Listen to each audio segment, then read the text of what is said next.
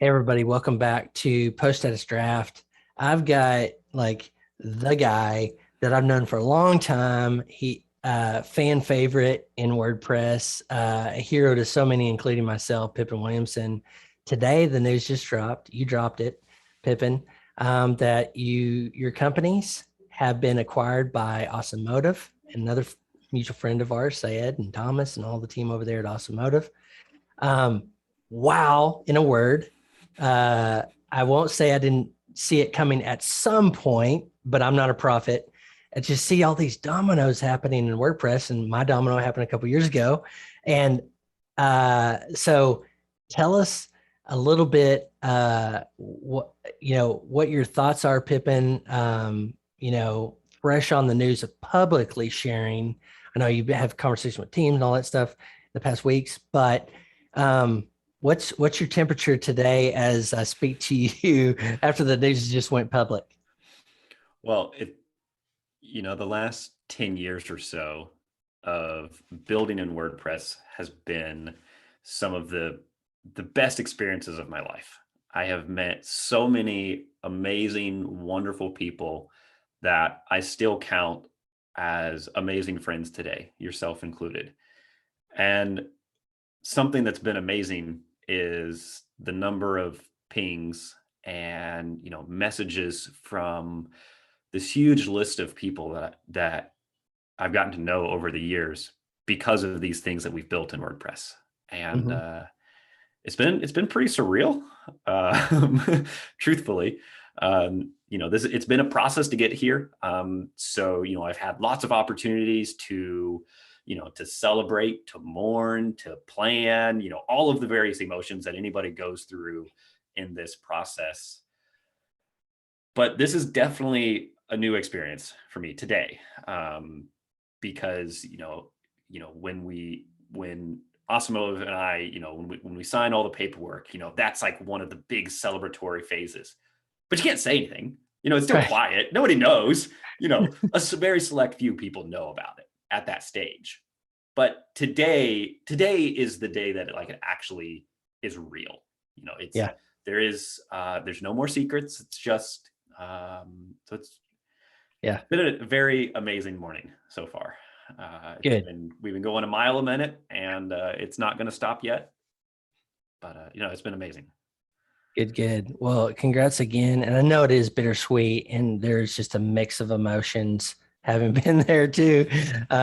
You walked with me through some of mine, and I hope I get to walk with you in the future too, through yours. But it's in. I know you're really open about what goes on, and you have been from numbers to everything in your blog post today announcing it. But is this goodbye to WordPress as the software? For now, it is. So we in this case being myself, my partners, the whole team at Sandhills, um, and Automotive. This came about because I was deeply in need of a change for my life. And if you go to sandhillsdev.com, there's a blog post on it that talks a lot about what led to me needing this change, recognizing I needed it, etc. Um, but yet, for now at least, I'm going to close the book on my WordPress journey. I've got a bunch of things that I'm going to go work on afterwards, involving first and foremost is spending a lot more time with my family. Second is we have a lot of conservation projects that we've been working on slowly in the last few years, and I really want to put my focus on those.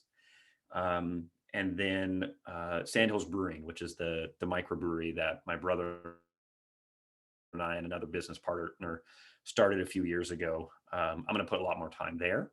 But so yes, for now, this is the end of my WordPress journey. I might come back. WordPress has been such an integral part of my life that I can't imagine that I won't want to come back. I'll check in. I will explore what's happening in the ecosystem. There's so many lifetime friends in this Mhm. in this world that just because I'm no longer working on the software of WordPress, it is not farewell to all of those people. Yeah, no, I'm so glad you did that. This is why I admire and respect you, Pippin, because you're wise beyond your years. And when you didn't say yes, you didn't say no, you said for now. And I love that because everything you said, the lifetime friendships, everything, like when my thing happened, I was like, I'm not going to say goodbye to WordPress because I don't want my friends to think I'm saying goodbye to them. Like I've made, just like you, the most incredible friendships here. So I'm so pumped to say that. So I'll say, you're on an extended sabbatical and you'll let us know. There you go. And leading to today, one of the things I actually did do is I took a real sabbatical. I took 3 months away from work to go on a little soul searching journey and find out if this was the next step for me. And obviously the answer, as we know now, was yes. So I'm just going to extend that sabbatical for, a couple of months, a couple of years. We don't know yet. Yeah. And I love it too, because you should have the choice to do whatever the heck you want. And for now means, okay, right now it's I'm out, but I can change my mind at any point.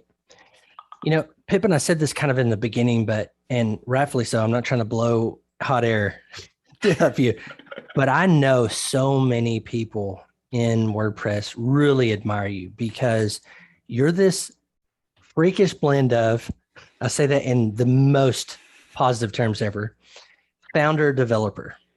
And at Post Status, that's a big core of our community is founder developers. Just like you, I think you typified. In fact, when Brian and founder Post Status, Crotch Guard and I started talking about me being involved, I was like, when I think Post Status, I think Pippin Williamson. You epitomize what our community is about and has been about for a long time because the way you've done business.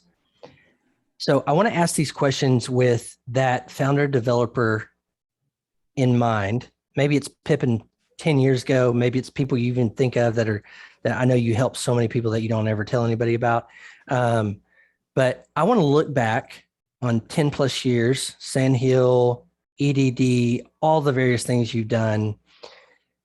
Looking back, what are some of the key things in WordPress and business, whatever, 2 or 3 things that just kind of stand out to you? Bumps in the road, awesome opportunities, the highs, lows, whatever you want to say. When you just look back about 10 years, what comes to mind? So I think one of the first things is when I got started in WordPress, it was very early in the plugin world, if you will. There was a lot of plugins already, but it was the very beginning of what we now know today as the plugin ecosystem. Back then, 10 so years ago, there weren't people, building huge teams and businesses on plugins. There was a few people doing a little bit, but not back then. WordPress at that time was changing very rapidly. It was growing. And, it was one of those times where my own passion, my own interest happened to perfectly align with the opportunity to dive into, I guess the birth of a brand new ecosystem, which is now is the world of commercial plugins and businesses built upon extending WordPress as a platform. That opportunity, and this exists in so many different software worlds, is very different than what exists today for developer founders. Today, the plugin ecosystem, the commercial WordPress space, the extending of WordPress to platform is a very mature ecosystem. However, I think that there are still a lot of things, or there are still absolutely places that those opportunities still exist for WordPress. The biggest example is, the transition of WordPress from predominantly a PHP platform to a JavaScript platform. The introduction and the growth and the creation of Gutenberg has fundamentally changed the WordPress platform. And because there is so much change happening and it's happening so fast, like that is a perfect opportunity for people to build new and amazing things. If we look 10 years ago and look at the businesses that existed in WordPress, and then we look at them today, and now we imagine in the future what's going to happen like 10 years from now. The last 10 years have been the companies that built applications that interact with the PHP layer of WordPress are, predominantly PHP code bases. The next 10 years will be predominantly JavaScript. I go back to think of like WordCamp US 2016 maybe, when Matt gave his advice, Matt Mullenweg gave his advice to the WordPress community, which was learn JavaScript deeply. Mm-hmm. I think that is absolutely proven to be true.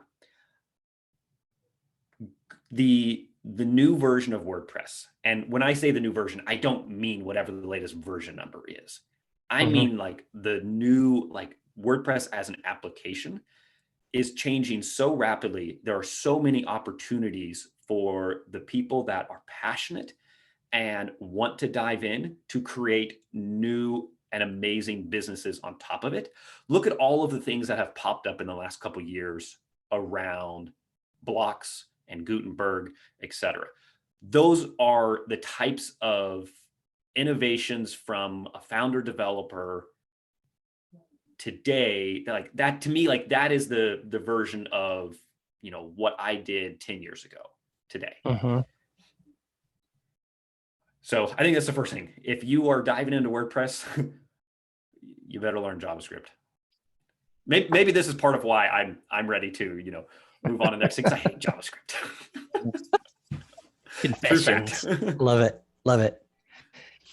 So, okay, that's kind of some looking back. Gosh, yeah, you hit it on the head there too. And I love your perspective. You're absolutely right. And I was at that WordCamp when Matt said that from the stage, and it was a big ripple in the community, and for good reason. Yeah. But good. Okay, now I want to switch gears and say we just kind of touched on back. I mean, we don't have enough time on a podcast to like really dive in, but that's looking back. Now, I want to get your thoughts, especially if right now you're going to take this extended WordPress sabbatical. What are the next, I don't even know if I could say 10 years, but let's say 3 to 5 years in WordPress. WordPress is the big one. And then secondarily, the product businesses, which you've done so well for 10 plus years. What does the future look like for those in your mind? And I want to tee it up just a little bit and say strengths, weaknesses, opportunities, threats, the whole SWOT thing. Whatever you see, obstacles and opportunities for WordPress first and then product business second. What come to mind there? And we'll start with WordPress. Well, let's start with what I perceive as a major threat to WordPress, actually.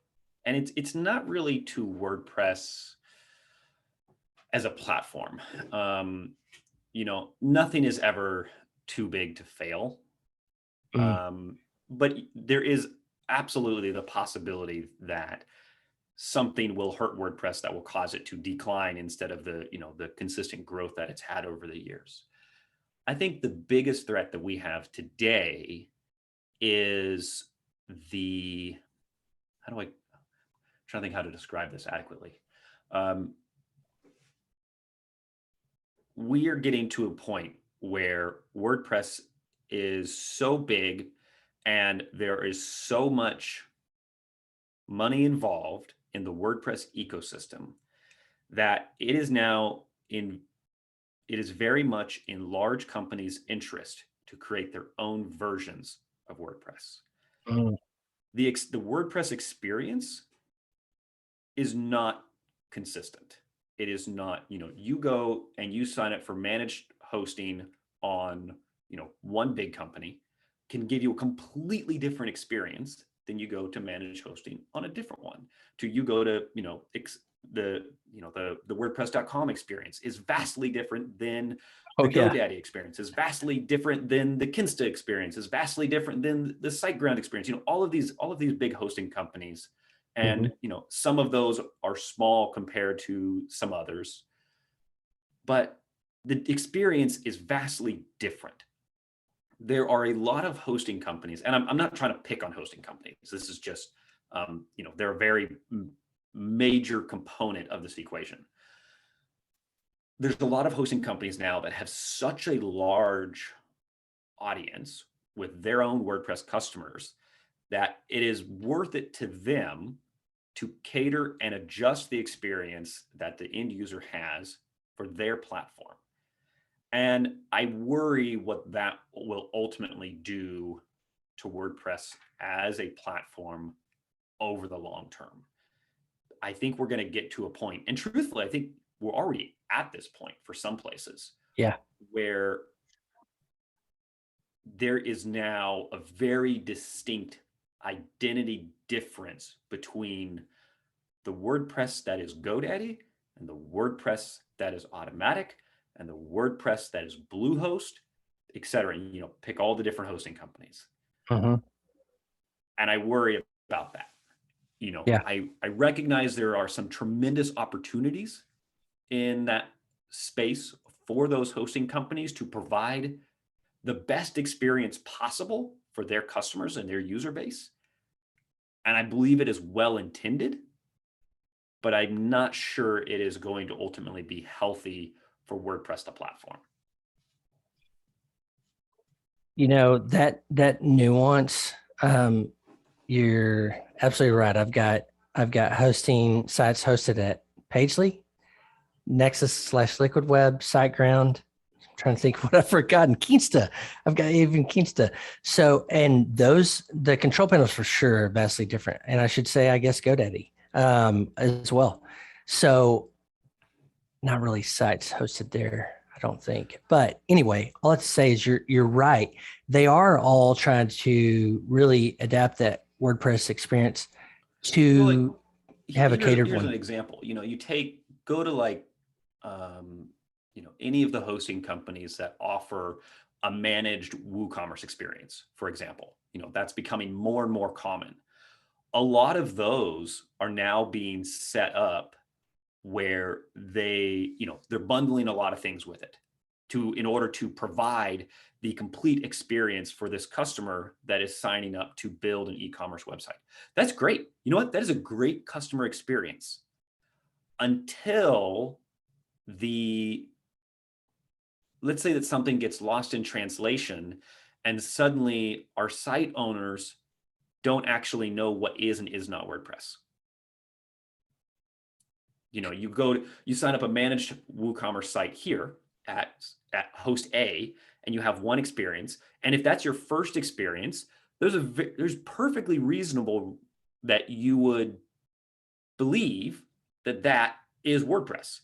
We see this happen all the time with people not realizing that WooCommerce is not just natively WordPress, for example. Then you go to, over the years or, months, whatever, you start up another site and you do it at a different place and it's totally different. Yeah. That to me does not bode well for WordPress as a platform. So I think that is, I'm going to pick that as my risk and my opportunity. Because I think that it is a perfect example of a risk being created out of opportunity. Yeah. Perfect way to state that. I see from a business standpoint, if I ran or operated any of the hosts, I would say, heck yeah, I want to make the experience better. Like you said earlier, .com and .org are vastly different experiences. And I've actually add another one to it. I've got a .com site. I've got a private site I put on there, and man, the dashboard experience is so different and fast. It's supersonic fast.com. And you're coming from somebody that has, more than a decade of WordPress experience, and you're, and even very experienced WordPress users can still stumble on that and be like, either whether you're lost, you're impressed, you're happy, you're sad, it doesn't matter. The point is that it's vastly different. Yeah, it really is. It really is. So, from the business side, but the potential to fracture the community for sure. Where now from the business side, I go, okay, call me greedy capitalist or whatever you want, but I want them to have an amazing experience with WordPress. So as a host, I want that to be impeccable. Right.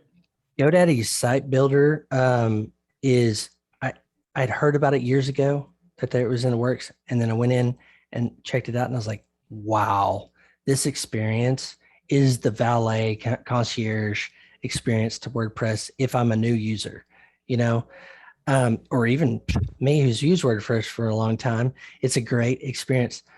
But from the community side, you definitely can see these little parties out there that's like, well, this is our experience and that's our experience. And because at the end of the day, these are for-profit companies, they have a incentive to make that happen. But from a community standpoint, I can totally see that. That's awesome.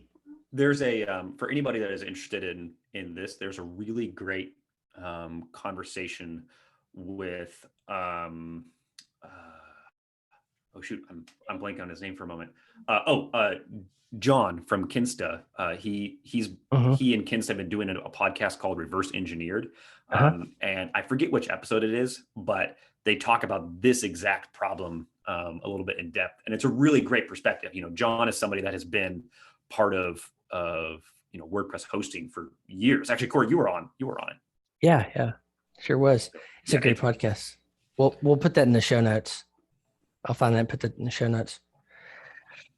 Okay, I appreciate that. That's thought leadership. We're gonna big time miss you during your extended sabbatical. I've already told you, like threatened you basically. We're gonna be friends forever, so you can't get away from me. And we live in bordering states, so we're gonna be meeting up and talking real soon. Just I look two forward to it. two old dudes. I'm older, way older.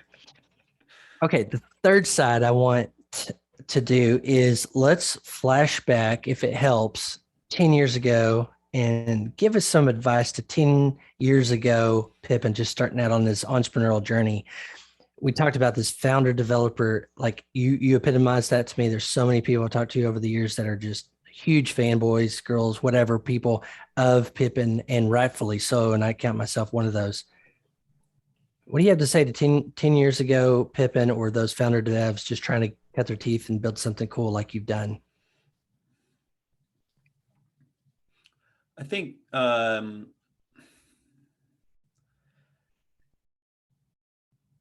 do your best to be intentional with what you work on.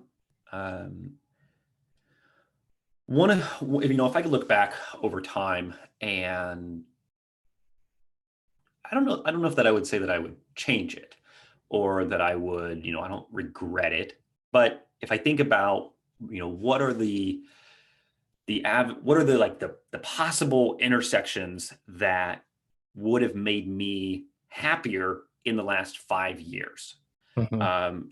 We went through, my business went from being a solopreneur, just a freelancer. I build websites for anybody that would hire me, to slowly building out a team, building a bunch of products, building a legit business, and we peaked at 28 people, and there were periods in that where I felt very lost, where I no longer worked on the things that I wanted to work on because of not being as intentional with some of my focuses over time. I think it's very important, if you are starting a journey of building a business, is think very carefully about what you want that business to become. Most people don't know. Some people have, pie in the sky aspirations. I'm going to build 1,000-person team. I'm going to build hundreds of millions of dollars of revenue. Some people go the opposite and say, nope, I just want to be solo. I just want to do my own thing at my own pace. Doesn't matter what your aspirations are, but put some thought into them and decide the long-term direction that you want to go. One of the things that I think I would have, if I could go back, that I would, or let me rephrase it. Not if I could go back. When I do it again, So I know that I will build something new again. I don't know what it's going to be. I will probably at some point get back into building software. But the thing that I will be very intentional about next time is knowing where my goals are and knowing where I'm trying to get. In the last 10 years, I would say the vast majority of that time, I did not have a real goal. I wasn't striving to, get to the point where I knew I could sell the company. I wasn't aiming for X dollars in revenue. I wasn't aiming for, the biggest this or the best this. I was just building and reacting. Mhm. I was very fortunate in that building and reacting built something amazing and built an amazing team with amazing people. But so much of it was reactionary and figuring out what to do. Not very much of it was a result of a mission. Mhm. And more than ever, I want to be mission focused. And maybe I should say goal. Like mission focused sounds much more complicated. Like you have to have this super in-depth mission statement that says this is your purpose, this is why you exist, and this is why your business does this thing. That's great, but that's not what I'm talking about. I just mean Mhm. that you need to have a target and be doing what you can to approach that target. That's what I would do Mhm. differently, because I spent so many years in the last 10 years truly without a target. So, Is but also you can't make it up. You cannot just make up a target. They are a made up target or goal, I think, is probably worse than no goal. Mhm. Yeah. It's so tough. Now, I would say, and I want to raise my hand to the whole thing and say, yes, me too. Um, because you're doing good stuff. Like I could probably go back and really clearly say you had a target and a theme and different things. However, I think if I could assume, and you correct me, you were chasing your passion. Like the origins of RCP or Restrict Content Pro and Easy Digital Downloads came back to you scratching your own itch, as I Mhm. recall. Yeah, You know, absolutely. and They you were chase it. absolutely just, following my passions and doing things. And honestly, I think there's nothing wrong with not having a target or a goal. Mhm. But I do think it is really important, if you are setting out on the journey to build a business, you don't have to figure that out right away.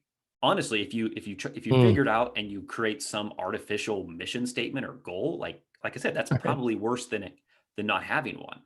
Right. Be real.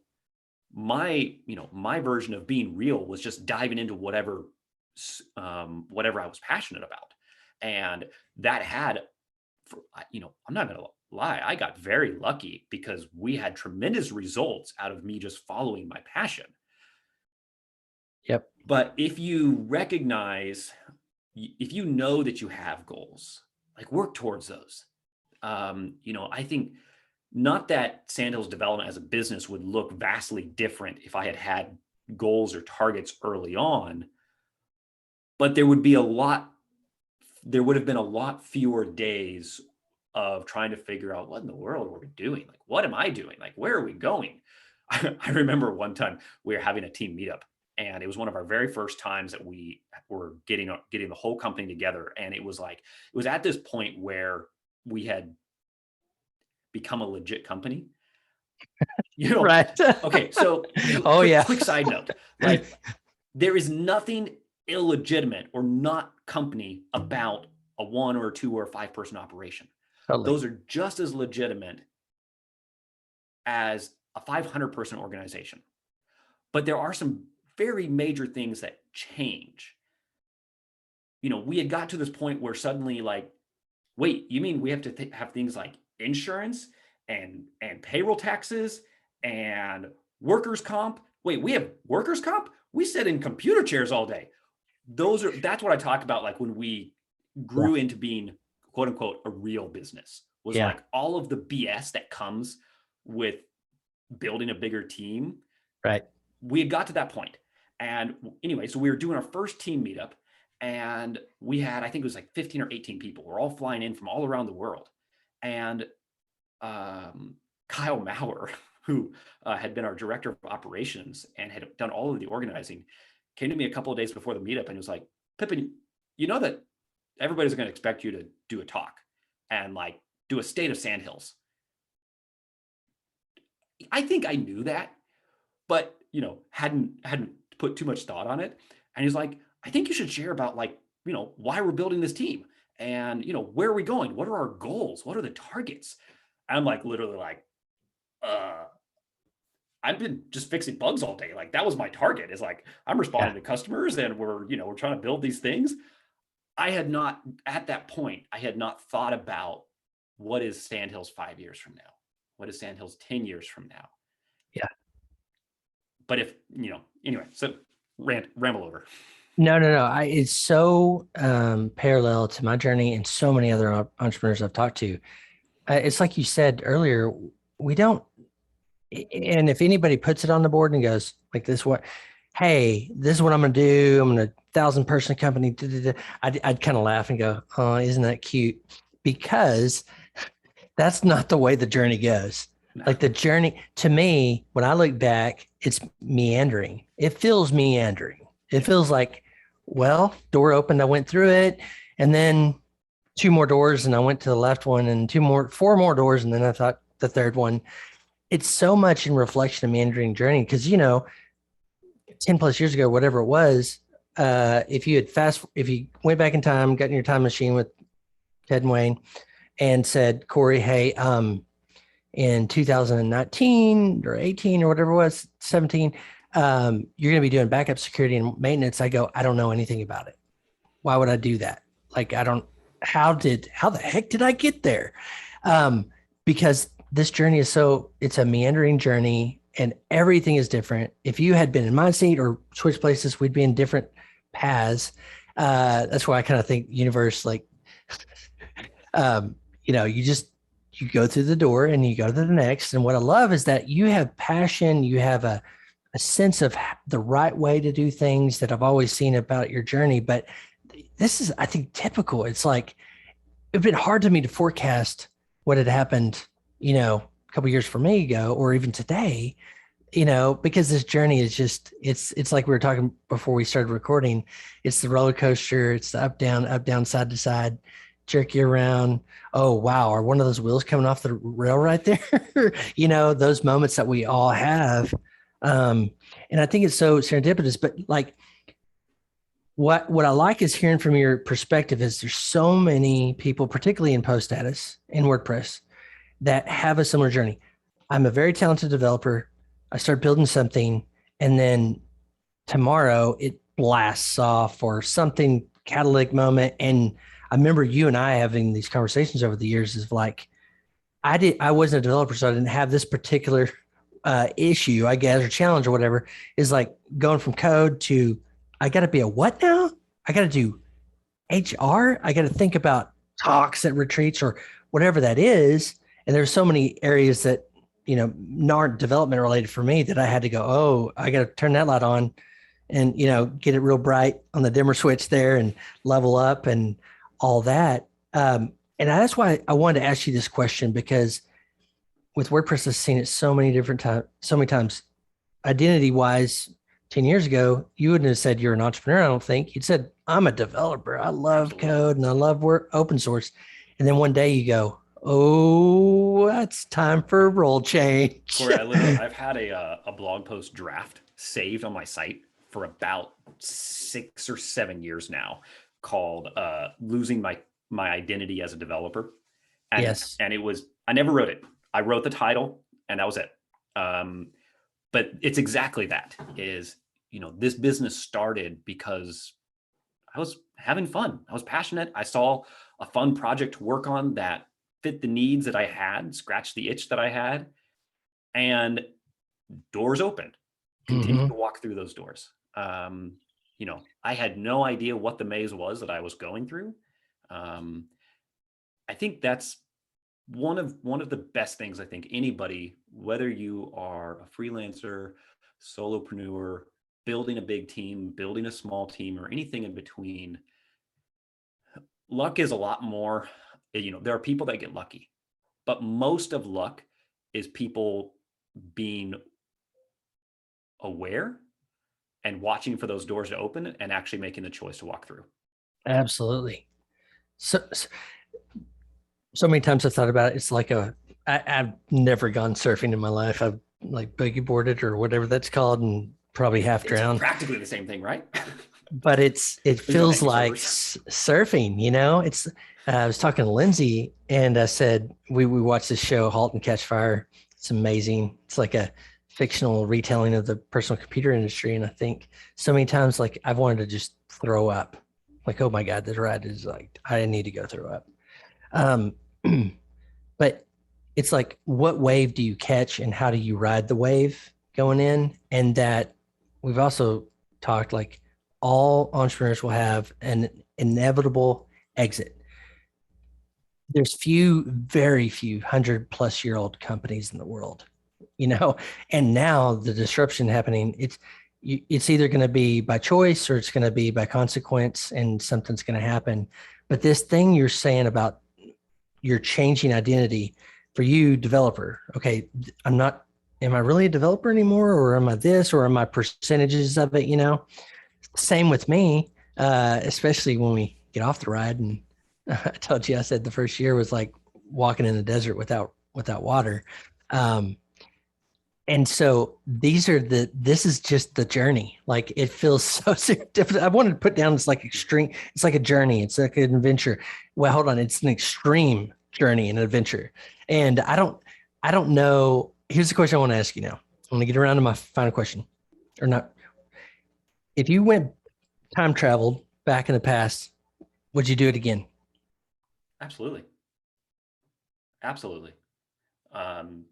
I've had 10 years plus or minus of just amazing experiences, the best highs I can imagine of, not just the fun projects that I got to work on, but the people and the places.